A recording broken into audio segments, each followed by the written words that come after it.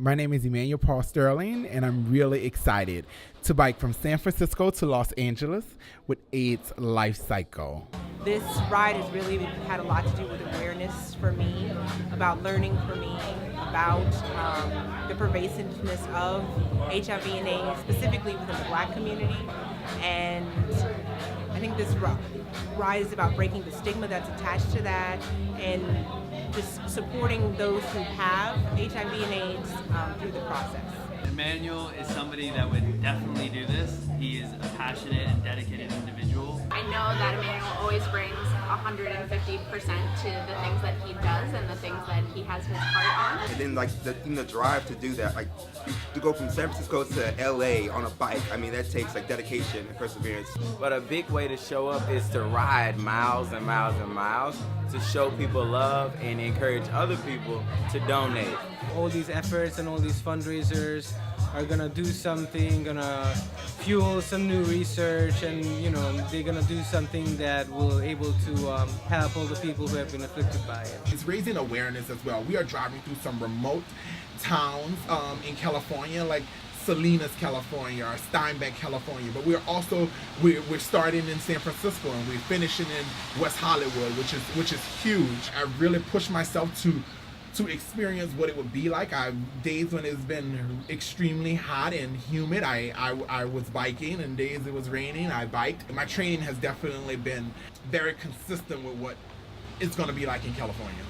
It's really inspiring to see not just the amount of work and time that he's putting into it, but just his passion and his love. And through that passion, I think he's definitely inspired other people to not only give, but get involved in many different ways. I feel obligated to be more of a role model to young men.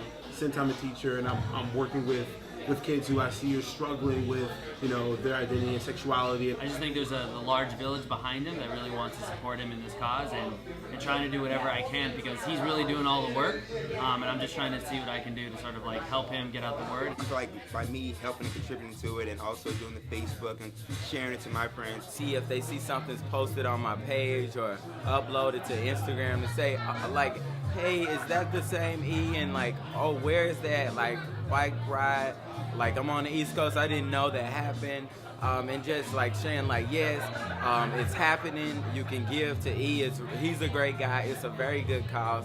This is actually a personal thing that he's doing for those loved ones that he wants to help out somehow. I have always considered myself an advocate, never fully taken on something as large scale as AIDS Lifecycle. I also have friends who are currently living with the virus, so I really wanted to give it my all. I've known him since my junior year in high school back in Louisiana, and since then we've had a couple friends who actually died from AIDS because not being aware of actually the treatment that's out there and available. So we both had the experience of having people who we love in our life who lost them. I have another really close friend back at home who, prior to E telling me about this, he told me that he had contacted HIV from his boyfriend, and it made me feel like I'm definitely not doing enough.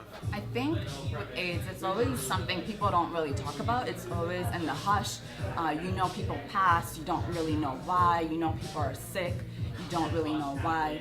And I think it's an issue that needs to stop being covered or not talked about, and it needs to be opened up because you can only solve and you can only make something actively happen when people open up and share. There's about 2,500 cyclists who do the ride each year, and it's one of the largest HIV and AIDS fundraisers in the country. I'm expecting on this ride from San Francisco to LA everything. I have been logging probably about 500 training miles so far, and that doesn't even touch on the 545 miles that we're about to do over 7 back-to-back days. So I'm expecting a lot of blood, sweat, and tears, but I'm expecting a lot of friendships through the process. I'm really looking forward to meeting the other 3,000 riders that are going to be there, spreading a lot of love, amazing energy, and cheering everybody down the coast. I want to thank everyone who's just supported me throughout this journey. It's been amazing. There's been so many people who either sent kind words cards of inspirations, emails of inspiration. It's just been really, really helpful and supportive, and I would not have been as successful as I am without each and every person that have supported me. And one of the things that I want to think about as I take this journey is what my friends and family thought as they think about HIV and AIDS. So I asked a few of my friends, what is one word that comes to mind when you think about HIV and AIDS? Defeatable. Forgotten. Not alone. Hopefulness. HIV/AIDS doesn't equal death. Hope. Perseverance. Community support.